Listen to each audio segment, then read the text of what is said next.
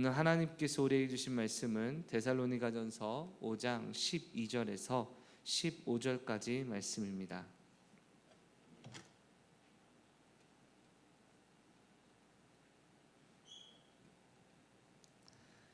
데살로니가전서 5장 12절에서 15절까지 말씀, 우리 시간 말씀 합독하시겠습니다. 형제들아, 우리가 너희에게 구하노니 너희 가운데서 수고하고 주 안에서 너희를 다스리며 권하는 자들을 너희가 알고 그들의 역사로 말미암아 사랑 안에서 가장 귀히 여기며 너희끼리 화목하라. 또 형제들아, 너희를 권면하노니 게으른 자들을 권계하며 마음이 약한 자들을 격려하고 힘이 없는 자들을 붙들어 주며 모든 사람에게 오래 참으라. 삼가 누가 누구에게든지 악으로 악을 갚지 말게 하고 서로 대하든지 모든 사람을 대하든지 항상 선을 따르라. 아멘. 우리 옆 사람에게 인사하겠습니다. 하나님이 당신을 사랑하십니다. 여러분, 이번 한 주 동안에 나의 걱정, 근심, 염려, 하나님이 아실까요? 모르실까요? 그러면 그 염려와 걱정과 근심을 해결해 주기 원하실까요? 아니면 방치하기 원하실까요? 해결해 주기 원하십니다, 여러분. 때로는 내 방식으로 내가 지금 노력하는 과정을 통하여 역사하실 때도 있고요. 때로는 전혀 새로운 방식으로 우리의 순종과 하나님의 말씀대로 충성함을 요구하시며 은혜의 자리로 인도하시기도 하십니다. 지금 날이 여러분 무더운 날이 계속 지나고 있지만 아침 저녁으로 많이 선선해진 것을 보면 이 여름도 점점점 이제 힘을 잃어가고 이제 가을을 빙자한 겨울이 다가오는 것을 우리가 조금씩 느끼지 않습니까, 여러분? 지금 우리가 겪고 있는 많은 어려움과 고민들, 여러분 주님 안에서 인내하고 기다리며 버틸 때 하나님이 해결해 주실 줄 믿습니다, 여러분. 제가 요새 좀 고민거리가 하나 있는데요. 제가 제 둘째 아들을 보면 요새 좀 고민거리가 많습니다, 여러분. 왜냐면 이 아이가 말을 잘 안 듣습니다, 여러분. 근데 그나마 제 말은 좀 듣는데, 그런데 여러분 갈수록 말을 안 들으니까 무섭게 대하고 막 때린다고 협박하고 막 이런 식으로 했을 때 한동안은 잘 먹혔는데 요새는 잘 안 먹히고 저 말고는 다른 사람 말은 잘 안 듣는 모습을 보니까 좀 걱정이 심해집니다. 또 어저께도 여러분 말을 안 듣길래 일로 와 하니까 가기 싫어요. 그래서 5, 4, 3 했더니 여러분 이제 3까지는 자존심 때문에 좀 버팁니다, 여러분. 근데 이 일이 되면 앞에 옵니다. 그러면 이러고 있습니다. 근데 여러분 고개를 숙입니다. 아빠 봐. 고개를 들고 여러분 혼나는 동안 계속 딴 데로 막 쳐다봅니다, 여러분. 아빠 보라고. 다음부터 할까 안 할 거야? 안 할게요. 하지마. 예. 앞으로 잘할 거야? 예. 이럽니다, 여러분. 알았어 가. 그러면 갑자기 뒤에 엄마한테 엄마 사랑해 하고 그러면 안깁니다, 여러분. 그게 볼 때 지금 이 무서움이, 아빠의 무서움이 통하지가 않으니까 이거를 뭐라 하기도 그렇고 안 하기도 그렇고 참 골칫거리다 라는 생각을 하게 되는데, 여러분 부모는요 자녀를 책임지는 자인 줄 믿습니다, 여러분. 자녀가 말을 들어도 책임져야 되고 자녀가 말을 듣지 않아도 사랑해주고 잘해주는 게 부모의 마음 아닙니까? 그래서 제 마음속에 여전히 고민 두 가지가 뭐냐면, 어차피 말을 안 들을 바에는 엄마에게 가끔 혼나니까 아빠는 그저 다정하게 해서 인기만 챙길 것인가, 아니면 아빠가 여전히 무섭게 대해서 엄마 하고 가면 엄마는 안아주고 우리 아들 이러면 둘이 너무 또 친해지니까 저만 외로워져서, 여러분 어떤 게 정답입니까, 여러분? 어차피 엄마랑도 투닥투닥 하는데 저라도 좀 받아줘가지고 인기를 얻어야 될까요? 아니면 아니야 그래도 잘못한 거야 아빠 말은 들어야지 라고 무섭게 해서 바른 길로 인도해야 됩니까? 정답을 알려주세요, 여러분. 이게 우리의 딜레마죠, 그렇죠? 말 그대로 정답이 없는 것 같습니다만, 그래도 저는 목회자인지라 그래서 그런지 몰라도 그래도 집안에서 유일하게 누군가는 바른 정답을 제시해 줄 사람이 있어야 되지 않을까라는 생각으로 오늘도 엄하게 좀 다스리고 있는데, 여러분 오늘 본문에 목회자와 성도의 관계에서도, 성도와 성도의 관계에서도 이러한 내용이 많이 연결되는 것 같습니다, 여러분. 목사님의 역할이 무엇일까요? 사역자들의 역할이 무엇일까요? 할 때 많은 분들은 말씀하십니다. 나를 사랑해주고 나에게 응원해주고 나에게 좋은 말 해주는 사람. 예, 맞습니다. 저도 여러분에게 그런 사람이 되고 싶고, 아마 여러분 부모님들도 자녀들에게, 셀리더님들도 셀가족에게 이러한 마음으로 다가가고 싶으실 것이 확실합니다만, 때때로 고쳐야 되는 것들, 문제가 있는 것들을 바로 잡아주는 것도 영적으로 인도하는 자의 책임이기에 어느 쪽을 더 힘을 써야 될 것인가가 매 순간 고민이지 않겠습니까, 여러분? 사랑하는 성도 여러분, 사람이 잘 변합니까? 안 변합니까? 잘 안 변합니다. 어떤 사람이 여러분 맥주병을 보고 항상 마누라라고 부르는 정신병자가 있었답니다, 여러분. 그래서 정신병에서 치유를 받고 있는데 의사가 그에게 얘기했습니다. 이 맥주병을 보고 맥주병이라고 말할 때가 돼야 비로소 태어날 수 있습니다 라고 얘기했습니다. 어느 날 의사가 맥주병을 들고 이 사람에게 보여줍니다. 이게 뭡니까? 뭐라고 했을까요? 제 마누라입니다 라고 대답을 하니까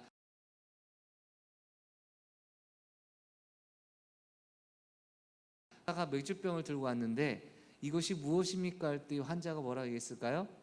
맥주병이네요 라고 얘기를 했습니다.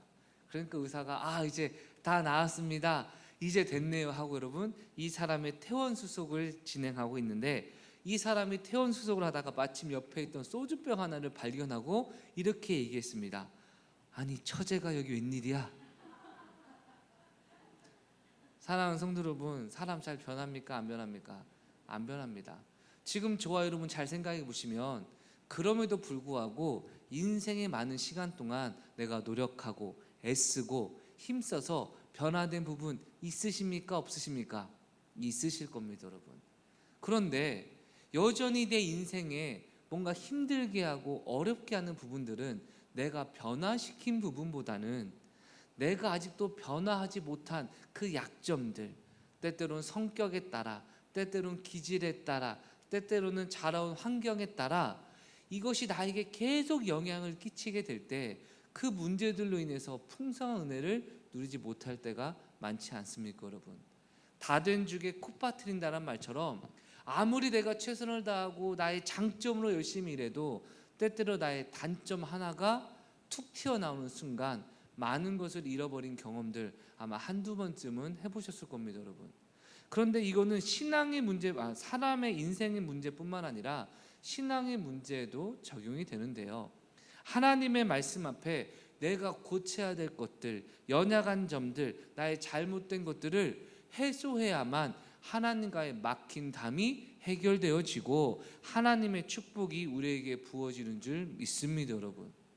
말라기서를 보면 이스라엘 백성이 얼마나 경제적으로 어려웠냐면요, 하나님께 드릴 제사들을 재물조차 찾기 어려울 만큼 내가 지금 먹고 살기가 바쁜데 하나님께 헌금할 게 어디 있느냐라고 말하면 많은 사람들이 헌금을 하지 않았습니다. 그 결과 그 헌금과 제사 제물을 통해 생계를 유지할 제사장들이 생계가 유지하기 어려워졌고, 그 결과 제사자들도 하나님 앞에 온전한 예물을 드리십시오라고 말하지 못하고 일단 부족한 것이라도 갖고 가면 내가 먹거나 내가 사용할 수 있는 것이니 이제는 헌금에 대한 기준조차 애매해진 상황이 반복되었습니다. 그럴 때 하나님께서 말라기를 통해 말씀하신 것이 무엇입니까? 너희가 이렇게 잘못된 것은 하나님의 11조를 도둑질했기 때문에 하나님이 이 땅에 저주를 내린 것이다. 만약 너희가 11조를 제대로 하면 나를 한번 테스트해봐라. 내가 쌓을 곳이 없는 축복을 너희에게 줄 것이다 라고 약속하십니다, 여러분. 많은 분들이 말라기의 내용이 11조만 기억하시는데요, 좀 요즘 같은 시대에는 불편한 얘기지만 그래도 하나님의 말씀이니 전하겠습니다. 또 하나 하나님께서 이스라엘 백성에 말씀하십니다. 너희가 처음 결혼해서 사랑했던 아내와 남편이 있는데 남편들이 왜 그렇게 쉽게 아내들을 버리고 이혼을 하냐? 너희가 이혼하지 말라는 하나님의 말씀에 불순종하기 때문에 하나님이 너희를 징계하신다 또 말씀하시고요. 또 사람들끼리 부정적인 이야기로 신앙생활 열심히 해봤자 소용이 없더라, 신앙생활 열심히 안 한 사람이 더 부자가 되더라 라는 불신앙의 말에 대해서 책망하시고 하나님을 경외하는 자에게 풍성한 은혜를 더하실 것을 약속하고 계십니다, 여러분. 즉 말라기서의 내용에서 그들이 경제적인 어려움을 해결하는 방법은요, 더 많이 농사를 짓고 더 많이 노력하는 것이 아니라 하나님의 말씀대로 자신의 삶을 고쳐가는 것, 이것이 하나님의 축복이었다는 것입니다, 여러분. 오늘날 저와 여러분의 삶 가운데서도 많은 삶의 영역 가운데 더 축복을 원하시거나 아니면 어떤 문제를 제거하기 원하신다면 하나님의 말씀 앞에 내 모습을 돌아보시길 주의 이름으로 축원합니다, 여러분. 특별히 오늘 본문은 목회자로서 설교하기가 참 애매하고 민망하고 부끄러운 구절이기도 하지만 여러분의 표정들을 보니까 더 제가 민망한데, 그럼에도 불구하고 하나님의 말씀이니 전하겠습니다. 무엇이냐? 성도들이 목회자를 사랑하고 사역자를 사랑하고 셀리더와 셀교사를 존경하고 그들을 귀히 여길 때 하나님의 은혜가 그들의 삶 가운데 임한다는 것과, 성도가 성도끼리의 관계 가운데 옳고 그름을 따지는 것이 아니라 서로 화목함을 유지하고 서로 붙들어주고 권면하고 누군가 나에게 악으로 행했다 할지라도 선으로 갚는 실제적인 교회 생활의 삶을 통하여 하나님이 저와 여러분의 삶을 복주신다는 것입니다, 여러분. 사랑하는 성도 여러분, 신앙생활은 하나님과 1:1 관계도 맞지만요, 하나님을 믿도록 모인 교회 공동체 안에서 서로가 사랑하고 존경하고 귀하게 여기는 섬김을 통하여 우리가 그리스도의 사랑을 실천하고 깨닫고 더 풍성히 누리는 줄 믿습니다, 여러분. 그렇다면 사도 바울은 데살로니가 교회 성도들에게 어떠한 권면을 하고 있을까요?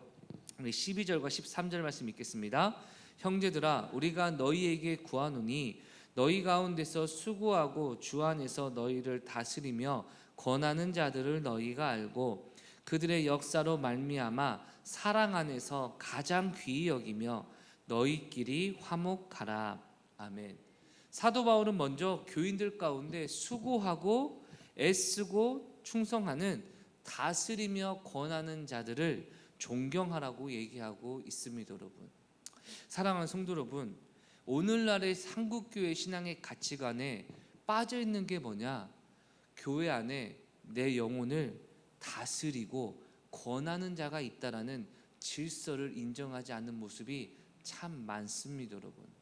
물론 과거의 목회자들이나 어떤 사역자들, 그리고 실제 가정의 부모들이 자신의 잘못된 관점과 아니면 욕심으로 인해 자녀들을 마음대로 주관하고, 아니면 목회자나 사역자들이 성도들을 마음대로 이용하는 모습들이 워낙에 많이 쌓였기 때문에 그에 대한 반감으로 인해 질서를 무시하는 것도 어느 정도 이해는 가나, 그러나 여러분, 부모님이 자녀를 다스릴 때 자녀들이 순종해야 됩니까? 아닙니까, 여러분? 낳아주면 됩니까? 라고 대드는 게 맞습니까? 아니면 그래도 나를 낳아주신 부모님이니까 순종하고 존경해야 된다고 생각하십니까? 여러분, 가정의 질서가 교회의 질서까지도 연결되어지는 것입니다, 여러분. 따라서 목회자든 평신도 사역자든 자신의 시간과 노력을 성도들에게 쏟고 영적 지도자의 역할을 한다는 건 여러분 참 힘들고 많은 책임이 따르는 일 아니겠습니까, 여러분? 가끔 목사님들끼리 대화하면 이런 얘기합니다. 이제는 좀 교회가 그래도 운영이 되니까 나 좀 이제 노예 활동 좀 하고 나 좀 여행 좀 다니고, 아이고 훈련이나 그런 거 하면 너도 힘들고 나도 힘드니까 나는 그런 거 못한다라는 얘기를 가끔 들을 때마다 여러분 저도요 살짝 솔깃솔깃할 때가 있습니다, 여러분. 이제 9월이 되면 무엇이 시작됩니까? 양육반과 제자 학교가 시작이 되는데 여러분 두 가지 생각이 동시에 드시죠? 아, 은혜 되겠다라는 생각과 많은 것을 내포하는 라는 생각. 아까 회복 캠프에 나는 나에게 회복 캠프란 땡땡이다, 우리 성도님들의 음성이죠, 그렇죠? 영상은 안 떴지만 음성을 듣고 이제 대충 유출했는데 저도 생각해봤습니다. 나에게 회복 캠프란, 제가 뭘 떠올리는지 아십니까? 부담이다. 여러분 생각해보세요. 제가 우리 교회 온 지가 벌써 10몇 년이 됐는데 행복 모임, 강의한 여러분 다 갖고 계시죠, 그렇죠? 서로 정답도 알고 계시고 10번 넘게 하셨죠, 그렇죠? 10번이 뭡니까? 많이 하신 분은 20번 넘게 했을 거예요. 똑같은 내용으로 가르치고 듣는 것, 여러분 부담이 될까요 안 될까요? 가르치는 사람 입장에서 차라리 모르는 내용을 새롭게 하면 뭔가 신도 나고 재미도 있겠는데, 이 영적인 전투라는 게 여러분 참 많이 부담을 주는 게 아니겠습니까 여러분? 그래서 목회자들도요, 때때로 적당히 하고 싶다라는 생각이 찾아오고, 저도 지난 우리가 그 양육 훈련한 지가 몇 개월 지났잖아요, 그렇죠? 여러분 몇 개월 동안 여러분 전혀 훈련이 없으니까 좋더라고요. 물론 때때로 신방도 했지만, 예전에는 저녁 늦게까지 하거나 아니면 주말 그리고 주일날 저녁까지 이 훈련을 하고 나면 여러분 정말 다음날 월요일까지 정신을 못 차릴 정도로 체력이 소모되는데, 없으니까 여러분 괜찮더라고요 여러분. 근데 최근에 어떤 청년이, 목사님 제가 맛있는 식사 한번 사드릴게요. 그래서 왜? 했더니 이제 곧 훈련 시작하시는데 힘드시니까 맛있는 음식 먹고 힘내시라고. 그래서 여러분 맛있는 고기를 먹으면서 몸은 점점 힘이 났는데 마음은 왠지 모르게 좀 힘이 빠지는 것 같은 느낌을 저도 가끔 받는데, 여러분 아마 여러분도 비슷할 것 같습니다 여러분. 그러나 하나님이 저에게 맡기신 사명이 우리 천송의 모든 가족들이 주님 안에서 성장하도록 영적으로 다스리고 권하며 수고하는 사역인 줄 믿습니다 여러분.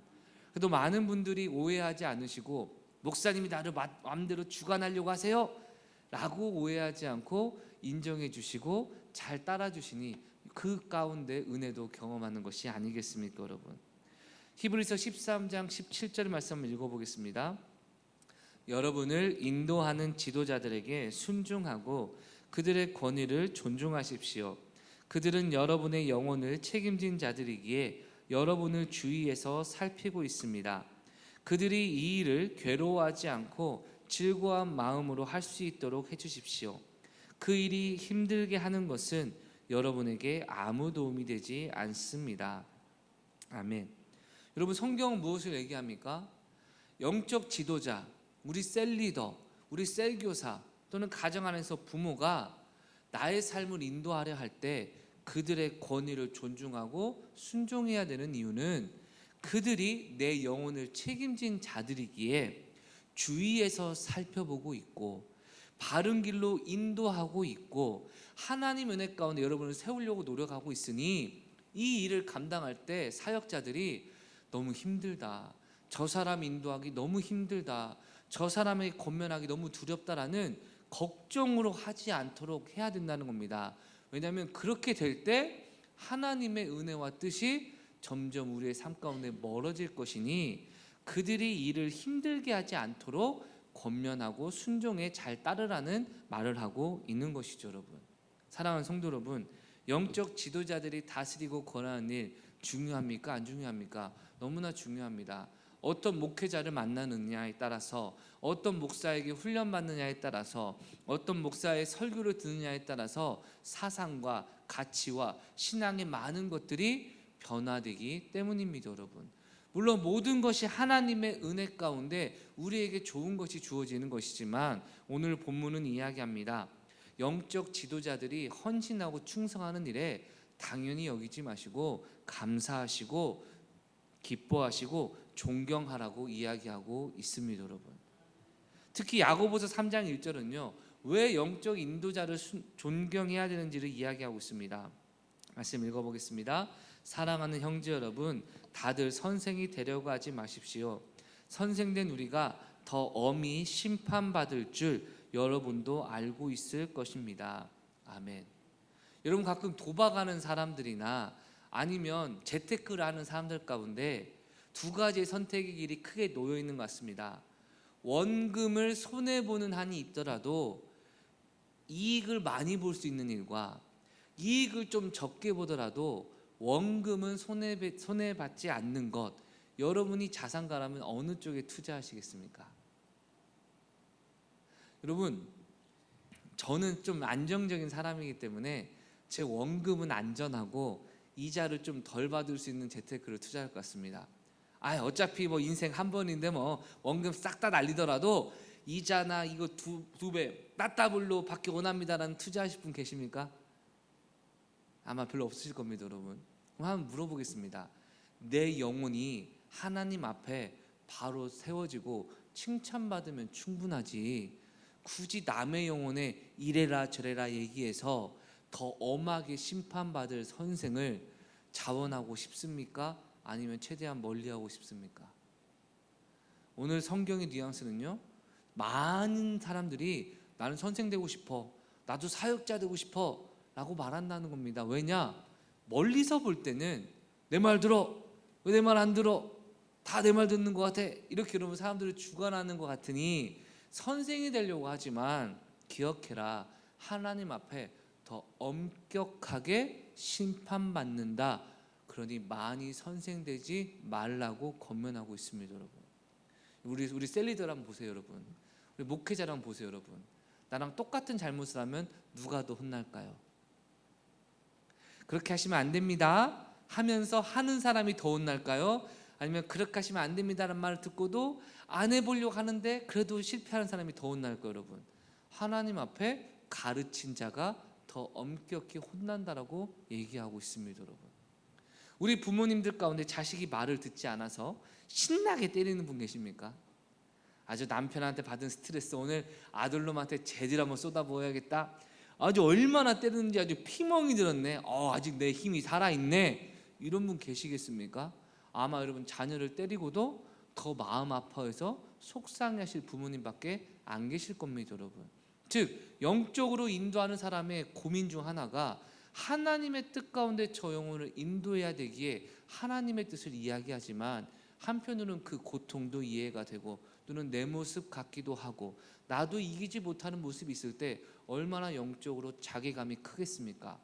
그리고 이 자괴감은요, 그냥 순순히 자기 혼자 자괴감을 갖는 것에 그치는 게 아니라 실제로 하나님 앞에 최후의 날에 더 엄하고 많고 심각한 심판을 받는다라고 성경은 경고하고 있는 겁니다. 여러분, 이래도 우리 셀리더가 불쌍하지 않으십니까?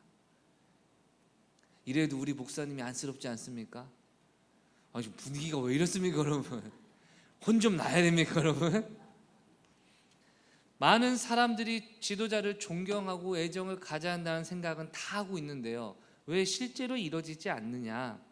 그들의 사역이 실제로 잘못한 것을 가르쳐주고 실수한 것을 잡아주고 부족한 것을 지적해 줘야 되는 사명이기 때문입니다. 여러분, 가끔 여러분 뭔가 내가 일을 하는데 잘 안 됩니다. 그러면 99가지가 다 잘 돼 있는데 한 가지가 안 돼 있다고 생각해 보세요. 여러분, 그럼 그 한 가지를 고쳐야 됩니까? 안 고쳐야 됩니까? 고치지 않는 이상 문제는 해결되지 않습니다. 근데 많은 사람들은 그 한 가지를 얘기하면 잘 되는 게 99가지인데 왜 꼭 그 한 가지, 내가 잘 못하는 왜 그 꼭 한 가지만은 말씀하십니까? 라고 마음이 어렵지 않습니까 여러분? 그러니까 이들은 이러한 특징 때문에 사람들에게 인기가 없고 사람들에게 사랑과 존경을 받지 못해서 오늘날 목사들은요 절대 나쁜 말 하지 않습니다. 잘못해도 잘하십니다. 못해도 하나님이 역사하시기 바랍니다. 근데 여러분, 문제가 뭐냐? 문제가 해결되지 않는 이상 변화가 이루어지지 않는다는 것이죠. 여러분, 어저께 여러분 사무실에서 제가 설교를 막 준비하고 인터넷을 쓰는데 인터넷이 갑자기 안 되는 겁니다. 여러분, 아무래도 인터넷이 안 됩니다. 그래서 왜 이렇게 인터넷이 안 될까라고 여러분 한 1시간 동안 답을 찾지 못하고 있는데 한 청년이 교회에 오더니 말합니다. 목사님, 밑에 정수기가 안 켜져요. 왜 전수기가 안 켜지는지 모르겠어요. 이 전원의 문제 어떤 문제인지 모르겠습니다 하고 지나가더라고요. 근데 문득 생각이 드는 게 여러분, 인터넷선도 카페에서 따오고요, 정수기도 카페에 있는데 문득 드는 생각이, 지금 혹시 정전 차단기가 내려가서 인터넷도 안 되고 카페도 안 되는 건가? 정수기도 안 되나 해서 찾아봤더니 여러분, 결국 차단기가 누전 차단기 때문에 내려간 겁니다. 여러분, 근데 왜 내려가냐 했더니 청소할 때 청소기에 전원을 꽂았는데 스파크가 튀었다는 겁니다. 여러분, 그러니까 그 순간 차단기가 탁 내려간 거죠. 그렇죠? 제가 아무리 컴퓨터를 뒤지고 아무리 모뎀 아니죠, 공유기로 확인하고 아무리 확인해도 여러분 전기가 들어오지 않으니까 문제가 해결이 안 되는데, 문제는 차단기를 제가 못 찾아가지고 어딨나 아무리 찾아도 모르겠는데 어떤 청년이 목사님 딱 키더니 여러분 전원이 켜지는 겁니다. 알고 보니까 차단기가 정수기 옆에 있더라고요. 여러분, 그때 제가 알았습니다. 내가 아무리 노력하고 애써도 핵심적인 문제가 해결되지 않는 한 이 문제는 해결될 수가 없구나. 근데 너무나 고마웠던 건 제가 할 줄 몰라서 헤매고 있는데 남의 일이라고 관심 갖지 않고 자기 일만 한 게 아니라 자기도 그 일에 관심을 갖고 뭐가 문제일까 하고 이러보다가 올려보니 여러분 전원이 들어오게 된 거죠. 그렇죠? 사랑하는 성도 여러분, 오늘날 자신의 일에만 관심을 갖고 남의 일에는 관심 갖지 않는 시대에 우리가 살고 있는데, 누군가가 내 영혼에 관심을 갖고 하나님의 뜻대로 권하는 사람들, 물론 사람인지라 때때로 미숙할 수도 있고 연약한 부분도 있을 수 있겠지만 적어도 그 미숙한 부분은 하나님께서 더 큰 심판으로 역사하신다고 경고하고 있으니 우리는 우리 위에 세워진 권위를 순종하고 사랑할 수 있지 않겠습니까, 여러분? 사랑하는 성도 여러분, 여러분의 삶과 신앙루에서 관심 갖고 기도하고 때때로는 쓴소리도 할 수 있고 때때로는 여러분의 어떤 하소연도 들어주는 영적 인도자들을 사랑하고 존중하시고 그들이 이 사역을 감당할 때 근심으로 감당하지 않도록 순종하시길 주의 이름으로 축원합니다, 여러분. 왜냐하면 영적 인도자가 얘기하는 게 때때로 내 안에 어려움으로 찾아오죠. 여러분, 제 아내가 이번 주에 눈이 좀 안 좋아서 레이저 시술을 받았습니다, 여러분. 레이저 시술을 받았을 때 여러분 반딱반딱 불이 들어오니까 여러분 이야 박다고 좋아했겠습니까, 여러분? 엄청 통증을 느끼고 아파하더라고요. 여러분, 치료받는 과정이 다 좋았으면 좋겠지만 때때로 치료의 결과는 몸을 보호하는 것이고 몸의 문제를 해결하는 것이지만 그 레이저를 쏘는 과정에는 참 많은 아픔과 통증이 있지 않았겠습니까? 여러분, 하나님 앞에 나의 신앙이 회복되는 과정에서도 우리가 원하는 건 아무런 통증이나 아픔이 없기를 바라지만 때때로 리더나 우리 목회자나 사역자들이 권하는 내용이 나에게 부담처럼 다가온다 할지라도 여러분 한번 잘 생각해 보세요. 내가 내 뜻대로 살았을 때의 결과와 힘들고 어렵지만 하나님의 말씀에 순종했을 때 어떨 때가 많았습니까, 여러분? 많은 분들이 회복 캠프가 되면 알아서 여러분 저를 피해 다니십니다. 그냥 눈 마주치면 회복 캠프 나오세요 할까봐 많이 피해 다니십니다. 근데 여러분 피해 다닐 때 목사님 제가 이런 사정이 있고 저런 사정이 있고 다 이해합니다. 또 저는 은혜의 시간이니까 권면을 하죠. 회복 캠프 참석하신 분들, 때때로 어려움을 이기시고 참석하신 분들 나중에 간증문을 쓰면 뭐라고 쓸까요? 회복 캠프 참석하기 잘했다. 할렐루야. 잘했다 라고 말씀하시는데 이상하죠? 또 다른 회복 캠프가 다가오면 근데 아는데 부담스럽다. 사랑하는 성도 여러분, 그런데요 나의 선택대로 선택하면요 더 큰 어려움이 찾아옵니다. 제가 회복 캠프 때 이거 비밀인데 말해도 될까 모르겠는데 다 그런 건 아니지만 또 안 그런 것도 아닙니다. 회복 캠프를 하거나 어떤 행사를 하면요 그 다음 주 셀 모임 때 참석하지 못했던 사람들이 많이 안 나옵니다. 왜냐하면 불편할 거니까. 난 회복 캠프 참석 안 했는데 회복 캠프 참석해서 은혜 받았다는 얘기를 셀 모임 할 것 같으니까. 그리고 사람들이 그런 얘기를 하면 나는 은혜 받지 못하는 게 더 비교되니까. 여러분, 그러한 유혹 역시 사단이 계속해서 우리의 마음을 공격하는 것이 아니겠습니까, 여러분? 은혜 받는 자리에 뒤로 물러나 멸망할 자가 되지 마시고 힘써 앞서 달려 나가셔서 모이기를 피하는 자의 습관을 쫓지 마시고 하나님의 은혜를 붙드시기에 주의 이름으로 축원합니다, 여러분. 또 설교 오해하셔가지고 회복 캠프 안 나오면 뒤로 물러나서 멸망할 자라고 했다고 여러분 그런 말 하는 게 아니라 말씀의 원리를 말씀을 드리는 겁니다, 여러분. 은혜 받을 기회를 누리시기에 주의 이름으로 축원합니다, 여러분. 근데 오늘 본문은요 단순히 목회자의 관계뿐만 아니라 성도와의 관계에서도 아주 중요한 원리를 제공하는데요. 13절입니다.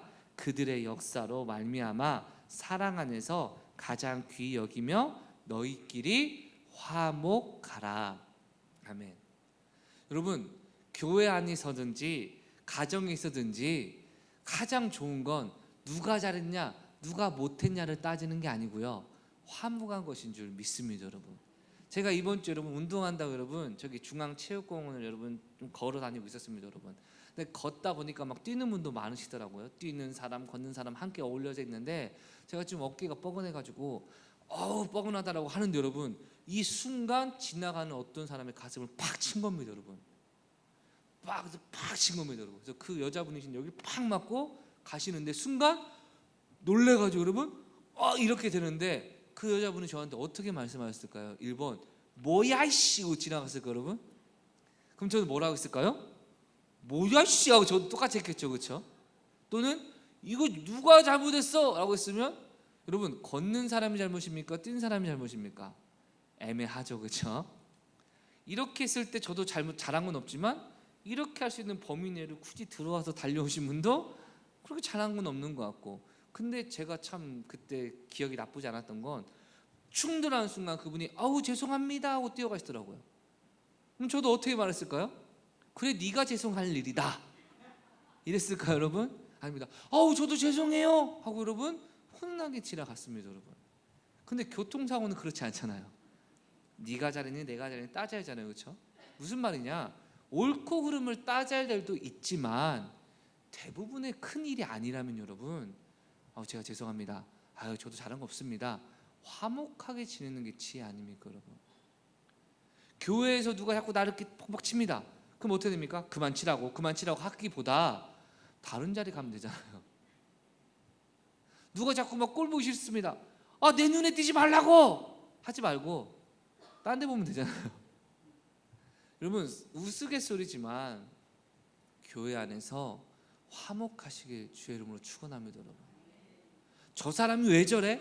내가 고쳐줘야겠어? 여러분 더 많은 심판 받을 각오하고 그 영혼에게 권면하고 있는 사역자가 이미 예정되어 있기에 내가 셀 리더도 아니고 우리 셀 가족도 아니고 그런 게 아니면 여러분 굳이 가르칠 필요가 있습니까 없습니까?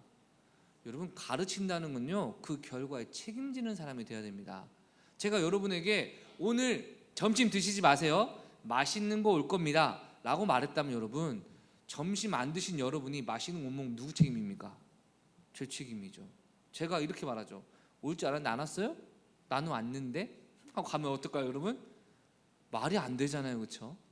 누군가의 어떤 권면을 한다는 건 그 영혼을 책임진다는 것인데 여러분 우리는 하나님께서 모든 사람들을 책임지라 말씀하지 않으시고 하나님이 세우신 사역자들을 통해 책임지게 하시니 우리는 화목하게 되는 것이 은혜의 수단인 줄 믿습니다 여러분. 그래서 14절과 15절 말씀은 이렇게 얘기합니다. 또 형제들아 너희를 권면하노니 게으른 자들을 경계하며 마음이 약한 자들을 격려하며 힘이 없는 자들을 붙들어주며 모든 사람에게 오래 참으라. 아멘. 여러분 사람마다 대응이 다르잖아요. 게으르고 나태한 사람은 똑바로 해 이래야지 언제까지 게으르게 있을 거야 라고 엄격하게 책망을 하고, 마음이 약한 사람은 아이고 걱정하지 마 할 수 있다니까 힘내자 내가 도와줄게 라고 그 사람 마음을 응원해주고, 힘이 없어서 즉 이제는 실력도 없고 힘도 없고 은혜도 떨어지고 나는 아무것도 할 수 없는 사람인 것 같은 사람은 힘내라고 응원하는 것에 그치는 것이 아니라 그가 힘낼 수 있도록 붙잡아주고 함께 지탱해주고 마치 혼자 걷지 못한 사람을 부축하듯이 함께 동참하는 실천으로 모든 성도를 사랑하고 섬기라고 얘기하고 있는 겁니다 여러분. 즉 누가 게으른 자예요? 누가 마음 약한 자예요? 누가 힘이 없는 자예요? 하고 그것을 따지는 게 아니라 내가 알 수 없는 많은 이유로 우리 모두가 각각 힘든 리듬의 여정을 싸우고 있으니 우리는 그 사람에게 맞춤으로 섬겨주고 기도해주고 세워주는 것이 저와 여러분의 사명이라는 것입니다 여러분. 그리고 15절은 이렇게 얘기합니다. 삼가 누가 누구에게든지 악으로 악을 갚지 말게 하고 서로 대하든지 모든 사람을 대하든지 항상 선을 따르라. 아멘. 여러분 누가 나한테 악한 의도로 응원할 일인데 책망을 하거나 아니면 붙들어줄 일인데 경계하거나 이런 어려움의 경험이 있을 때 악을 악으로 갚으시겠습니까? 아니면 악을 선으로 갚으시겠습니까? 하나님은 악을 선으로 갚으라고 말씀하고 계시는 것입니다 여러분. 당근 주스를 무척 좋아하는 토끼가 있었답니다 여러분. 이 토끼가 당근을 너무 좋아해서 슈퍼마켓에 주스를 사러 갔습니다. 그리고 아저씨한테 물어봅니다. 아저씨 당근 주스 하나 얼마예요? 아저씨가 얘기합니다. 한 병에 500원이다. 그러자 여러분 토끼가 얘기합니다. 그럼 5병 주세요. 그럼 여러분 얼마입니까?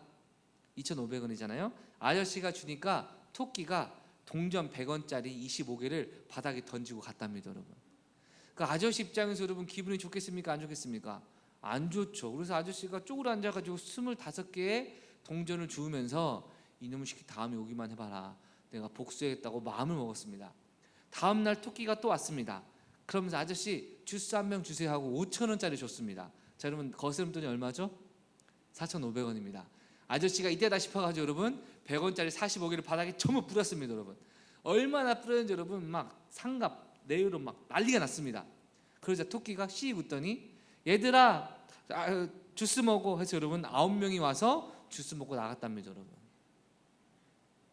주인 아저씨는 다시 45개를 주셔야 했다는 겁니다. 여러분 사랑하는 성도 여러분, 악을 악으로 갚으면 이런 일이 벌어질 수 있다는 겁니다. 여러분 무엇보다 성경에서 악을 악으로 갚지 말라는 것은요, 하나님께서 엄격하게 심판하신다 라는 신뢰가 있을 때 가능하다는 것입니다. 여러분 누군가 하나님의 뜻을 어기고 나에게 상처를 줬을 때 지금 내 눈으로 보면 아무도 관심 갖지 않고 징계하지 않는 것처럼 느껴진다면 얼마나 우리 마음에 분노가 차오르겠습니까마는 하나님께서 이러한 것을 반드시 갚으신다라는 확신이 있다면 여러분 그 사람을 불쌍히 여길 수 있지 않겠습니까? 여러분 저는요, 오해하지 말고 들으세요.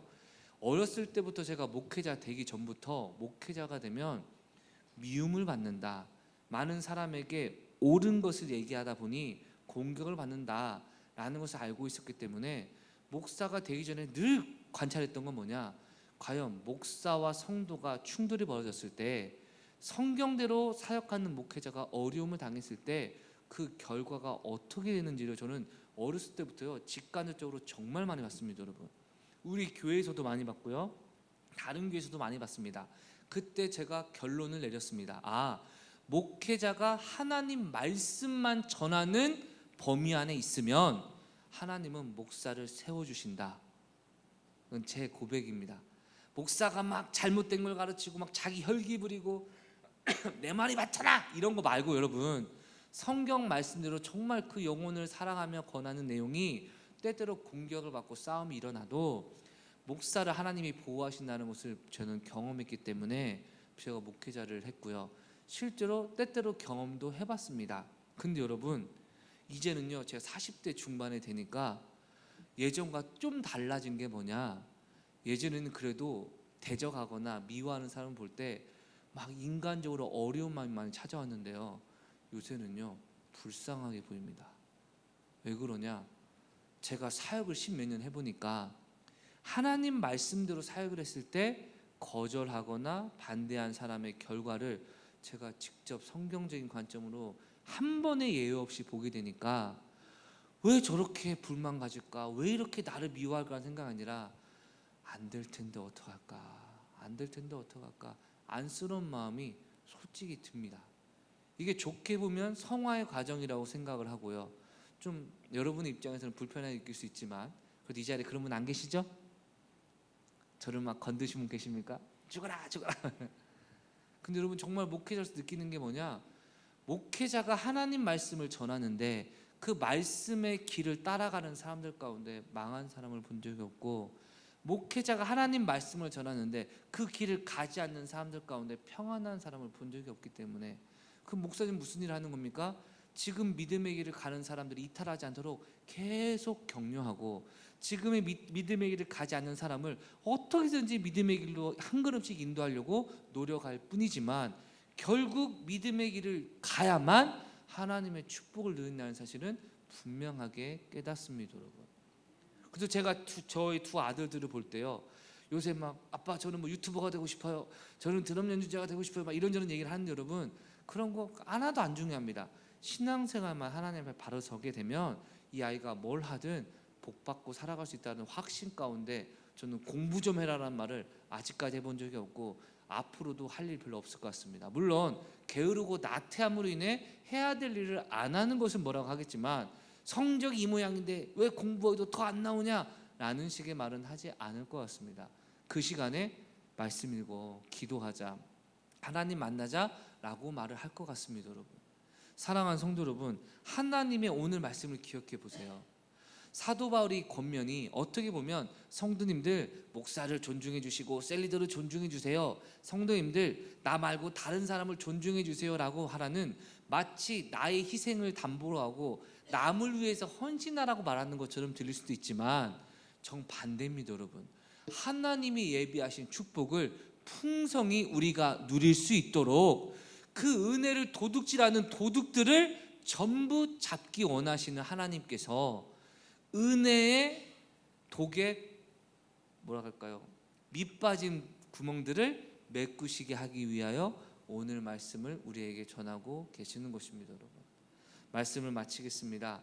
여러분의 영혼을 위해서 사역하고 관심 갖고 기도하고 노력하는 자들의 수고를 인정해 주시고 사랑하고 존중해 주시길 주의 이름으로 축원합니다. 여러분, 또한 내가 볼 때 연약해 보이고 나에게 상처 주고 마음을 불편하게 하는 우리 가족이나 아니면 우리 교회 사람이나 아니면 직장이나 친구나 주변 사람이 있다 할지라도 하나님께서 행한 대로 갚으신다는 사실을 확신하시며 오히려 그의 영혼들을 불쌍히 여기시고 악을 선으로 갚아서 하나님의 위로가 우리의 삶 가운데 넘치시길 주의 이름으로 축원합니다. 우리가 이처럼 주님의 말씀을 붙들며 나아갈 때 하나님 우리의 삶에 역사해 주시고 우리의 문제를 해결해 주시고 저와 여러분 삶 가운데 은혜를 더하실 줄 믿습니다. 이러한 은혜 가운데 살아가시는 저와 여러분 되시길 주의 이름으로 축원합니다. 기도하겠습니다. 하나님 없이는 아무것도 내 스스로 할 수 없고 내 환경과 여건과 내 감정까지도 어느 것 하나 내 마음대로 할 수 없는 연약하고 부족한 내 자신을 발견하게 됩니다. 그러나 전지전능하신 하나님의 말씀대로 내가 말씀과 기도에 최선을 다하고 하나님의 도우실 것을 확신하며 악을 선으로 갚을 때, 하나님이 세우신 질서를 존중하며 사랑할 때 하나님께서 우리의 삶에 너끈한 축복과 은혜를 베푸실 줄 믿사오니 아버지, 우리의 삶을 회복시켜 주시옵소서. 우리의 삶 가운데 많은 어려움을 제거하여 주시고 늘 공급하시는 하나님의 은혜와 사랑을 누리게 하여 주시옵소서. 우리 주여 외치고 동서로 기도합니다. 주여. 하나님, 미워하는 마음, 시기, 질투, 분쟁, 싫어하는 마음, 하나님 앞에 낙심하고 절망하고 원망하는 마음들 싹 다 회개하고 이 시간 나를 눈동자같이 살피시고 나에게 관심이 있고 나에게 사랑을 베푸시는 하나님과 그 하나님의 마음을 받아 나를 돌보는 영적 인도자들과 나에게 관심 갖고 나를 섬기는 새 가족들을 소중히 여겨 예수 그리스도의 은혜 가운데 회복되게 하시고 예수 그리스도의 사랑 가운데 하나 되게 하사 변화와 회복과 능력의 삶을 살아가시도록 아버지 역사하여 주시옵소서. 하나님의 신실하신 은혜가 우리에게 필요함을 고백합니다. 때로는 그 치유의 과정, 그 회복의 과정이 어렵고 힘들고 괴롭다 할지라도 이후에 우리에게 찾아올 형통함과 축복과 평안을 바라보고 오늘도 주님을 바라보며 믿음으로 하루하루 승리하는 천성의 모든 가족 되게 하여 주시옵소서. 천성교회를 통해 예비하신 풍성한 은혜를 온전히 누리게 하시고 변화된 우리의 삶을 통하여 감사와 기쁨과 하나님께 영광 누리는 삶이 이어질 수 있도록 아버지 축복하여 주시옵소서. 역사하신 주님 감사하며 예수님의 이름으로 기도드렸습니다. 아멘. 이제는 우리 구주 예수 그리스도의 은혜와 하나님의 무한하신 사랑과 성령님의 교통하심의 은총이 내 인생의 모든 좋은 것은 하나님께로부터 온다는 것을 믿고 순종하며 나아가는 천성의 모든 가족들 삶 가운데 이제부터 영원토록 함께 있을지어다. 아멘.